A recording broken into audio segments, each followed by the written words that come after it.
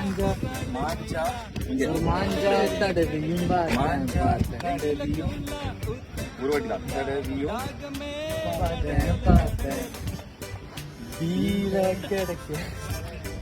கிடைக்கலையே.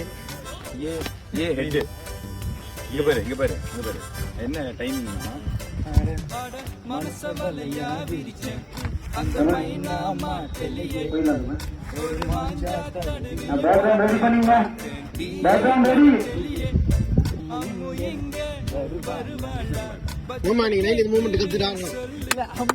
லெண்டுக்கு அப்புறம்